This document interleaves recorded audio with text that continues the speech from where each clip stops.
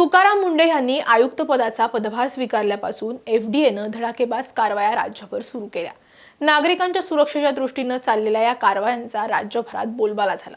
पण त्याच वेळी ज्यांच्यावरती ह्या कारवाया झाल्या त्यांनी आवाज उठवला आणि थेट एफडीए कारवाईला न्यायालयात आव्हान दिलं। गोरस भंडारवरील कारवाई, त्यानंतर 8 दूध डेऱ्यांवरील एफडीए कारवायांवर न्यायालयानं स्थगिती आणली। त्यानंतर खासगी रेस्टॉरंट आणि सरकारी आस्थापनांच्या कारवाईत होणाऱ्या तफावतीकडे बोट दाखवत न्यायालयानं एफडीएवर ताशेरे ओढले आणि आता नवी मुंबईतील रेस्टॉरंटनं अन्न सुरक्षा नियमांचं 100% पालन केल्याचं पुनर्तपासणीमध्ये आढळून आल्यानंतरही उपाहारगृहाचा परवाना निलंबनाचा आदेश रद्द न करणाऱ्या अन्न आणि औषध प्रशासनाच्या कार्यपद्धतीवरती उच्च न्यायालयानं पुन्हा एकदा संताप व्यक्त केलाय। हे नेमकं प्रकरण काय आहे आणि या सुनावणी दरम्यान नेमकं काय घडलंय तेच या व्हिडिओच्या माध्यमातून समजून घेऊयात। नमस्कार, मी कोमल आचरेकर आणि तुम्ही पाहत आहात महाराष्ट्र टाइम्स ऑनलाईन। या व्हिडिओला सुरुवात करण्यापूर्वी एक महत्त्वाची आठवण, जर तुम्ही महाराष्ट्र टाइम्सचे YouTube चॅनल अजूनही सबस्क्राइब केलं नसेल तर ते लगेच करा। नवी मुंबईतील पवन बार अँड रेस्टॉरंट ह्या आस्थापनाची 29 जून रोजी अन्न आणि औषध प्रशासनाच्या अधिकाऱ्यांनी अचानक तपासणी केली। या तपासणी दरम्यान एफडीएला काही त्रुटी आढळल्या होत्या। त्यांच्या अहवालानुसार पवन बार अँड रेस्टॉरंटमध्ये केवळ 63% नियमांचं पालन होत असल्याचं सांगण्यात आलं।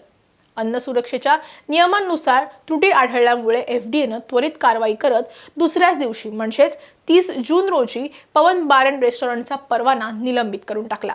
इथपर्यंत एफडीएची कारवाई नियमानुसार होती, पण खरी अडचण आणि प्रशासनाचा सावळा गोंधळ यानंतर सुरू झाला। परवाना निलंबित झाल्यानंतर पवन बार अँड रेस्टॉरंटच्या मालकानं कोणतीही टाळाटाळ न करता एफडीएनं बोट दाखवलेल्या सर्व त्रुटी तातडीनं दुरुस्त केल्या। सर्व त्रुटींची पूर्तता झाल्यानंतर त्यांनी एफडीएला पुनर्तपासणी करण्याची विनंती केली। 14 जुलै रोजी एफडीएच्या अधिकाऱ्यांनी पुन्हा एकदा पवन बार अँड रेस्टॉरंटची पाहणी केली। या पुनर्तपासणीच्या अधिकृत अहवालात एफडीएनं स्वतः स्पष्ट शब्दात नमूद केले की पवन बार रेस्टॉरंटनं 100% नियमांचं पालन केले। नियम असा सांगतो की त्रुटी दूर झाल्यावर आणि 100% पालन झाल्याचा अहवाल आल्यावरती निलंबन मागे घेऊन परवाना पूर्ववत करणं बंधनकारक असतं। पण आश्चर्य म्हणजे स्वतःच्याच अधिकाऱ्यांनी 100% पालनाचा अहवाल देऊन सुद्धा एफडीएनं परवाना पूर्ववत करण्यासाठी कोणतीही हालचाल केली नाही। दिवस जात होते, व्यवसाय बंद होता आणि दररोज हॉटेल मालकाचं मोठं आर्थिक नुकसान यामुळे होत होतं। प्रशासकीय फेऱ्या मारून सुद्धा जेव्हा दाद मिळाली नाही तेव्हा हताश झालेल्या व्यावसायिकानं शेवटी मुंबई उच्च न्यायालयामध्ये याचिका दाखल केली।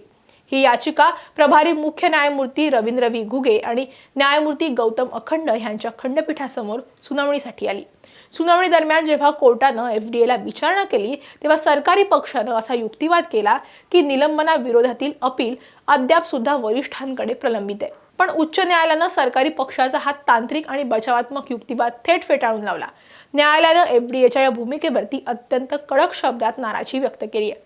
खंडपीठानं सरकारी वकिलांना थेट सवाल केला। याचिकाकर्त्यांनी 100% नियमांचं पालन केल्याचं आढळल्यानंतरही निलंबनाचा आदेश कायम का ठेवण्यात आला?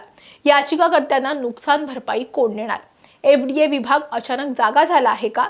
तुमच्याकडे एक प्रशंसनीय आयुक्त आहे, त्याच्याबद्दल शंकाच नाही, परंतु याचिकाकर्त्यानं 100% नियमांचं पालन केल्याचं सिद्ध झालंय। त्यानंतरही परवाना निलंबित का ठेवावा अशी प्रश्नांची सरबत्ती न्यायालयानं एफडीएवर केली।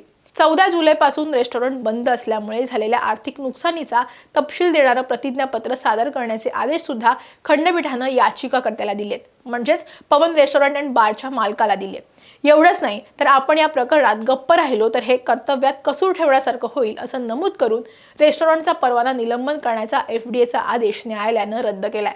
त्याचप्रमाणे एफडीएवर किती दंड आकारण्यात यावा यासाठीची सुनावणी बुधवारी 5 ऑगस्ट रोजी ठेवण्यात आलेली आहे। न्यायालयानं हे स्पष्ट केलंय की सरकारी विभागांची अशी निष्क्रियता आणि मनमानी मुळीच खपवून घेतली जाणार नाही। नियम पाळणाऱ्या व्यावसायिकांना अशा प्रकारे लाल फितीच्या कारभारात अडवून ठेवणं हे चुकीचं आहे।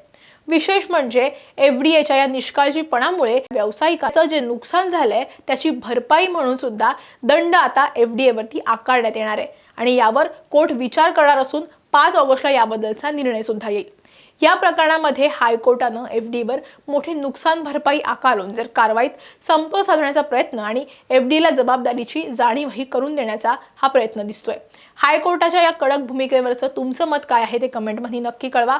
सरकारी अधिकाऱ्यांच्या विलंबामुळे होणाऱ्या नुकसानीची भरपाई त्यांच्या पगारातून वसूल केली पाहिजे का, यावरही तुमचं मत सांगा। हा व्हिडिओ आवडला असेल तर लाईक आणि शेअर करायला विसरू नका। असेच व्हिडिओ पाहण्यासाठी महाराष्ट्र टाइम्सचं यूट्यूब चॅनल सबस्क्राईब करा, आम्हाला इन्स्टा फेसबुकवरती फॉलो करा आणि हा व्हिडिओ तुम्ही शेवटपर्यंत पाहिला त्यासाठी धन्यवाद।